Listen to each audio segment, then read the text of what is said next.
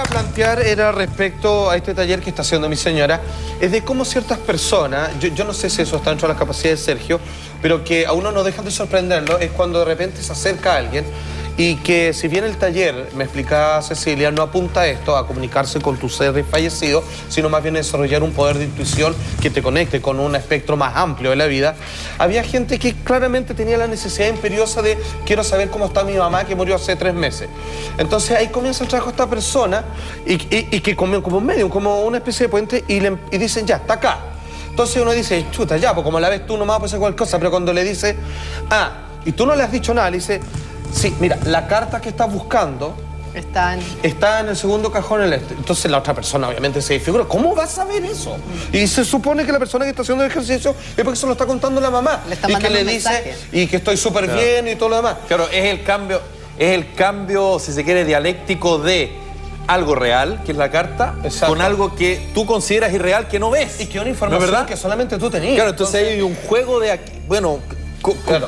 ¿Cómo se logra? Por eso, y está haciendo una referencia a un lugar de tu casa que, digamos, solo tú tienes noción, porque, digamos, no cuenta con mayores datos esta persona. Me impactó una vez que... Entonces, digamos, ¿con quién está hablando? Porque nadie le está hablando. Y son varios los casos. O sea, tenemos un caso cercano de una persona que lamentablemente falleció su hermana y que esta persona le describió la ropa con la que la habían enterrado su hermana. O sea, no tenía cómo saberlo. Y por otro lado, y a mí me pasó que acompañé a una amiga donde una de estas personas había fallecido su mamá hace 15 años. Pero llegamos donde esta persona y la ve y le dice, tú vienes acompañada con una señora, y se la describe perfecto y le empieza a dar una serie de mensajes incluso con las mismas palabras.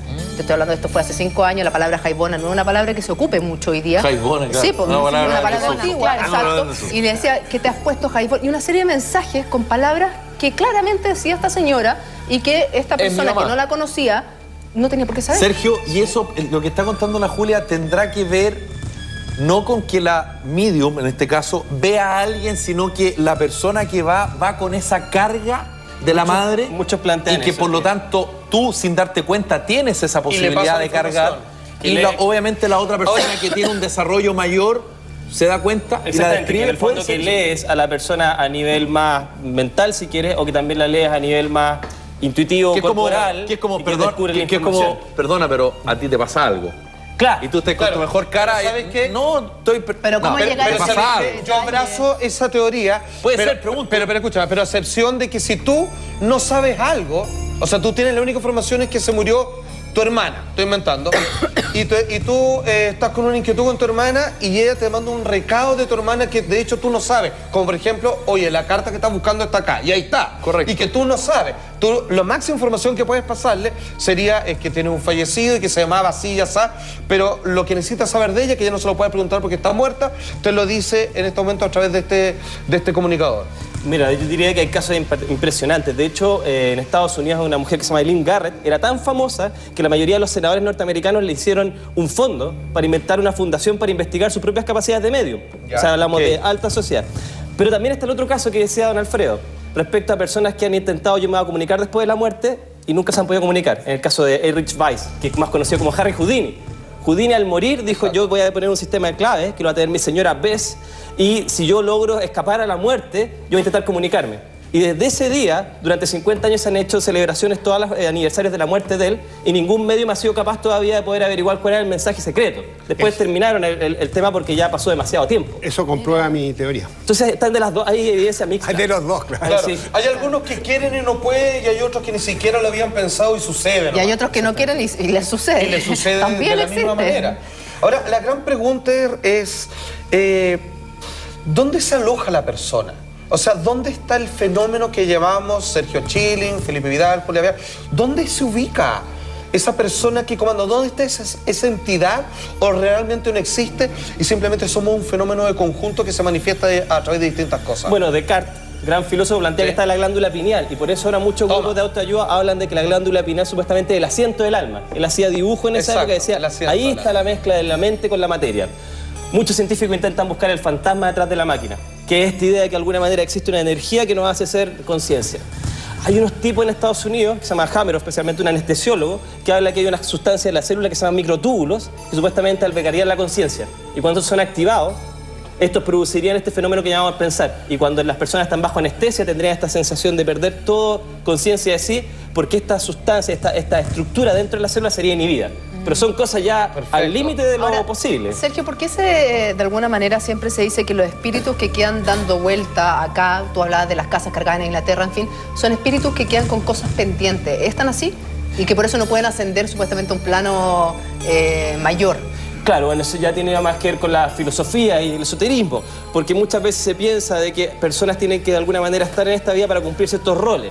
Claro. Y que sus distintos cuerpos energéticos están asociados a aquello, ¿me entiendes? Y en la medida que van haciendo estas pruebas pueden seguir ascendiendo. Especialmente Allan Kardec, no sé si han escuchado el espiritismo. El maestro del espiritismo. Kardec, que era un profesor austriaco, llega a Francia, inventa toda una filosofía a partir de eso que fue la más famosa en el siglo XIX. Ahora, en términos científicos, no sabemos, ni siquiera sabemos por qué estamos parados acá. De hecho, entender la razón de la existencia ha sido una de las principales dificultades de nuestra sociedad actual. Exacto. Hay que decir que Allan Kardec impuso como religión el espiritismo en el siglo XIX como la religión preponderante en el mundo. Sí, claro. O sea, tenía más adeptos que cualquier cosa, el hinduismo, catolicismo, cualquier cosa. Porque la gente pensó que en algún momento tenía un sistema de un diálogo perpetuo y que resulta en todas las veces de comunicarse con tus seres queridos. Y ahí es cuando comenzaron a aparecer, digamos, todos estos bemoles donde uno llamaba a una persona y al final te das cuenta que había alguien que se hacía pasar por él y un largo etcétera. Pero una pregunta, o sea, tú acabas de finalizar la explicación con algo que me dejó completamente abierta una interrogante. O sea, ¿qué estoy haciendo yo aquí? Realmente no estoy queriendo comunicar a las personas, no estoy queriendo estar aquí en este grupo de personas. ¿Qué es lo que uno contestaría si te hicieran la pregunta claro, acá, digamos? No estoy aquí esperando trabajar un mes para llevar mi sueldo a mi casa y poder, qué sé yo, generar una funcionalidad de vida para comprarle la comida a mi hijo. O sea, no estoy para eso. ¿Para qué estoy entonces? No sabemos, esa es la pregunta que intentan responder las religiones. Hay un tipo que se llamaba Maslow que inventó una jerarquía de necesidades. Hay personas que sencillamente quieren ser adictos y hacen todas estas cosas para poder, no sé, tomar copete, ¿cachai? Otras para salir con mujeres, ¿me entiendes?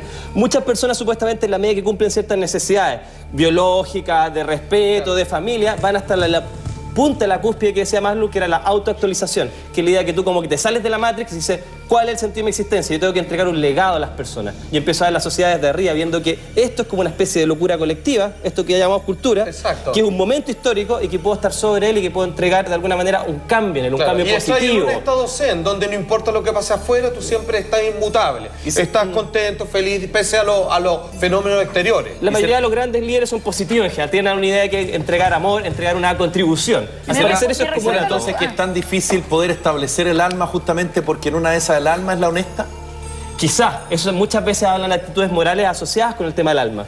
Por eso también es tan difícil, porque cada vez que hablamos de religión hablamos de moral también. Se asocia por ejemplo, el diablo en la religión católica o cristiana no busca corromper el cuerpo, no le importa que tú seas millonario, tengáis un harem, él lo que quiere es el alma, lo que supuestamente es incorruptible, el reducto final, esa moneda de cambio, digamos, que nada se compara. Él dice, yo te doy lo que queráis, total, estas son tonteras. Lo que yo me voy a llevar es tu alma, además que eso, digamos, no tiene precio. No, y es eterna. El cuerpo tiene un tiempo delimitado, entonces, ¿por qué es? Porque el alma supuestamente es eterna. Ahora es bien curioso, fíjate que hay otras religiones que dicen que el alma, le llaman mente u otras cosas, no es eterna, sino que cuando salen de esta escala, como decía Sergio, y encuentran una autorrealización, pasas a fundirte con el todo, y es loco, porque si bien en la religión católica, claro, el gran premio es vivir eternamente en un estado de divinidad. Estas otras religiones dicen que el gran premio es que tú desaparezcas para siempre, que es el nirvana, que es apagar la vela, que ya no tengas que volver a vivir, que de alguna manera es una consecuencia de temas pendientes. O sea, ¿por qué estamos vivos? Es porque tenemos cosas que hacer. ¿Por qué dejamos de vivir? Porque resolvimos todos nuestros problemas y dejamos de existir como esencia. Tu alma desaparece para siempre. Lo que dice Juan Andrés se llama sentimiento oceánico, que tú vuelves de alguna manera a sentirte unido con el todo, que es la misma sensación que deben tener las guaguas dentro de la gotita de la mamá. ¿Me entiendes? Entonces, en ese sentido de completitud, de alguna manera tú te fundes con el todo. En general, las religiones más orientales plantean eso. Bueno, ese término que él dice, que los biólogos llaman el estado de ataraxia, que dice que el estado de felicidad absoluta del ser humano, cuando está en el vientre materno y solo recibe alimento, dice que es feliz, pero perfecto absolutamente. Pero fíjense que hay un tema, porque nosotros podemos hablarlo desde un punto de vista esotérico, digamos, tenemos un experto psicólogo y todo lo demás, pero ¿qué pasa cuando un neurocirujano? Un neurocirujano que es un experto, digamos, en términos biológicos de cómo opera el cerebro, teniendo todas estas teorías, él muere y está durante una semana en estado de coma y él vuelve a contar su experiencia y él ahora ya no se dedica a la neurocirugía, sino simplemente a explicarle al mundo que el alma existe y que él vivió durante una semana con todos sus seres queridos y explica cómo es el otro lado. Esos detalles de esa experiencia con video y con datos del hombre mismo a la vuelta de esta breve pausa comercial.